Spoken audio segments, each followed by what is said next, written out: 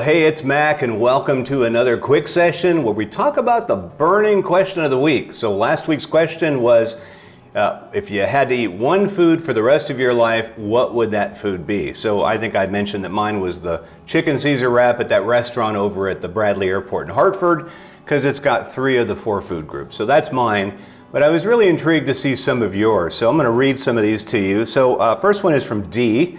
And Dee says, hi Mac, I was trying to figure out a healthy choice and I have to go with tacos. And to make it healthy, I would go for fish tacos. So I think that's a good one. And I think I could eat that. I don't know about the rest of my life, but for a good portion of it. All right, let's see. Next on the list is Danielle. She says, if I could eat one food for the rest of my life, definitely pizza. You can make all types of different crusts, cheeses, toppings, and ways to serve. Love pizza. I guess you could even throw some fruit on there, couldn't you? And then with that, you got your 4 food groups. Pretty cool. All right, although I don't know where beer fits in. That's a food group of its own, isn't it? All right, who else we got here? So Verlinda says, my food to eat would be cottage pie, ground beef, potatoes, cheese, green beans or peas, dairy, protein, vegetables. My British mom, or she would say mum, would be proud. So I don't know. I don't know if that would do it for me. It certainly has all the food groups, but I'm not sure about that one. But hey, if it works for you, good. All right, let's say Christine says, oh boy, too much of a good thing isn't necessarily a good thing. The rational side of me says pick something that will sustain you long-term nutritionally. The perfect food like eggs or a protein smoothie.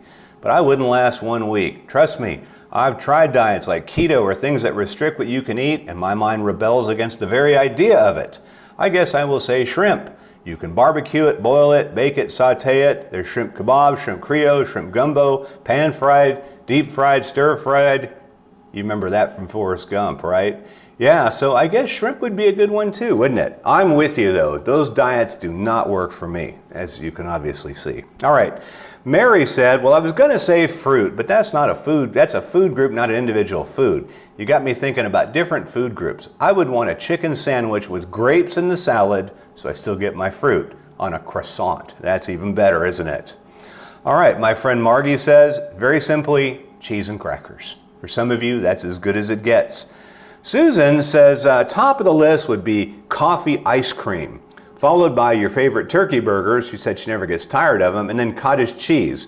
Strange selections, I know. Since Turkey Hill coffee ice cream is no longer available at Kroger, I'm missing that fave, but the good news is it cuts down on the calorie and the sugar. You could probably find it at Publix. All right, and then last on our list, actually second to last, is Jill. And Jill says that's a tough one, so how about a 2-part answer? So number 1, if health wasn't an issue, freshly baked bread dipped in olive oil from Greece with cracked pepper and sea salt. So I guess I will need an oven and a lot of bread dough, and a bottle of wine to go with that bread, and some friends, and a deck of cards. She got a little carried away. Secondly, if health is an issue, then a chef's salad, I think. Enough variety to keep me interested and not too terribly unhealthy. That bread sounds amazing, doesn't it? All right, and last on our list is Christy, and she says, sorry for the late reply, got this yesterday. Mine would be a chicken Caesar salad. I have the protein, the fat, and the crunchy croutons. Yum. That's exactly what I cooked last night, and it was pretty good. I don't know if I could eat it, but I said I'd eat a chicken Caesar wrap, so I guess I'm stuck with that. Hey, really quickly though, you know, the foods that you chose are probably because you love the taste. I'll bet if you think back growing up of some of your favorite foods, I wonder if those were cooked for you or provided for you by somebody really special. You know, my love of barbecue came from my great uncle, who I remember when I was probably 5 years old, he cooked a big chunk of beef in a pit in the ground. And I still remember the day he pulled the meat out of the ground. We dug the dirt away from the top and pulled the metal away and pulled out this meat. It was wrapped in cheesecloth. I remember the way it smelled and the way it tasted, and I was hooked. I don't know if it was that, the excitement of being around that big hole in the ground, my uncle, but that became one of my favorite foods also. So much so tied because of the relationship. So maybe for all of us, we may not even be great cooks. My grandmother, I don't think was that great of a cook. I discovered that later. But when I was a kid, everything she made was the best because I love my grandma.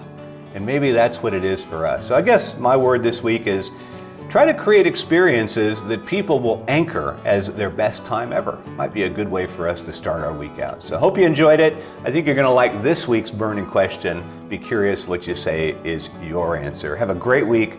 I'll see you next week.